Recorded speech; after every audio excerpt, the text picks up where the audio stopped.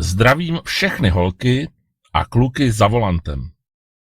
Dnes si dáme krátký test.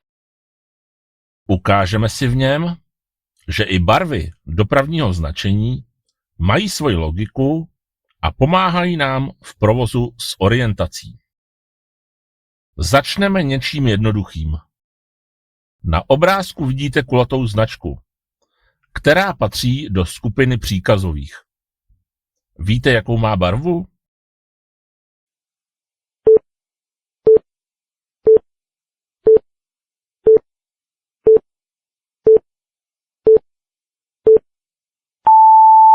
Ano, všechny příkazové značky jsou kulaté a mají modrou barvu.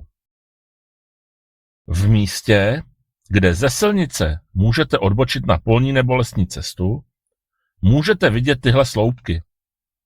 Víte, jakou mají barvu?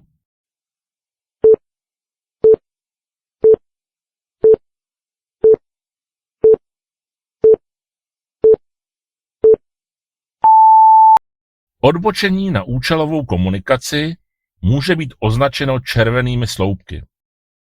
Ty nám zároveň říkají, že dané místo nepovažujeme za křižovatku. S podobnými značkami se v posledních letech roztrhnul pytel. Takže víte, jakou barvu mají cedule, které odkazují na kulturní nebo turistický cíl?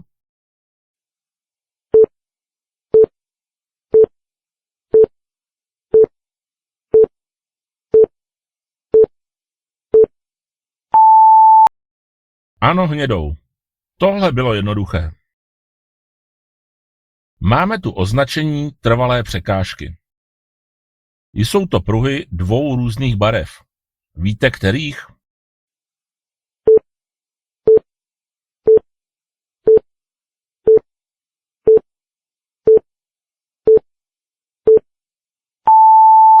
Místo, které je umístěno blízko k vozovce a tvoří tak trvalou překážku, se označuje žluto-černými pruhy. Máme tu návěst před dálniční křižovatkou. Víte, jakou má barvu?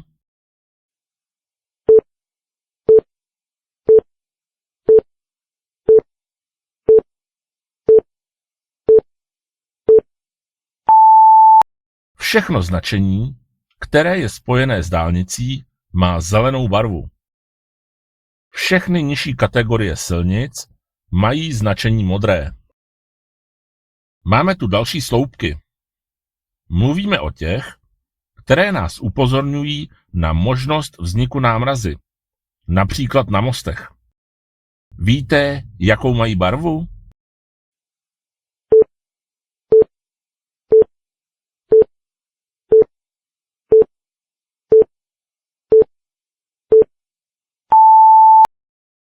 Všechno značení, které může být umístěno i na zábradlí či na svodidle a které upozorňuje na místa, kde je zvýšená šance na vznik námrazy, se značí modrou barvou. Číslo silnice, to je dnes v době navigací málem překonaná záležitost. Ale pro lepší orientaci může stále dobře posloužit. Víte, jakou barvu mají čísla dálnic?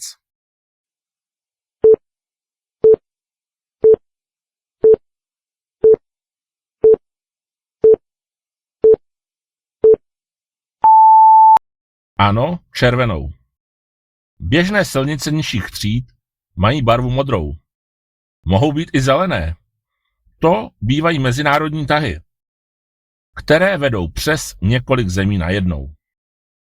Máme tu ceduli, která nám značí objízdnou trasu. Jakou má barvu?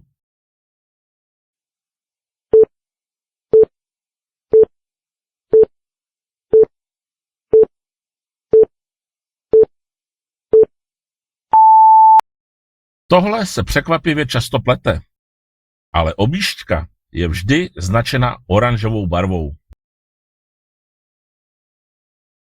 Zákaz zastavení se může kromě klasické kulaté zákazové značky označit i čarou na silnici podél chodníku. Víte, jakou barvu má taková čára?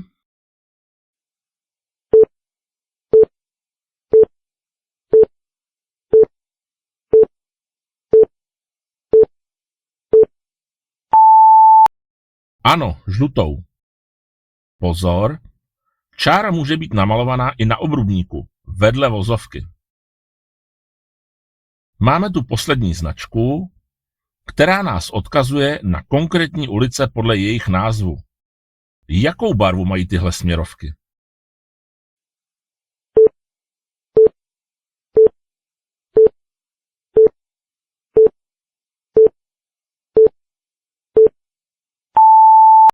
Ano, to bylo jednoduché. Červenou. A to je vše. Věřím, že jste test úspěšně zvládli. Jezděte s rozumem, neriskujte a nikam se necpěte.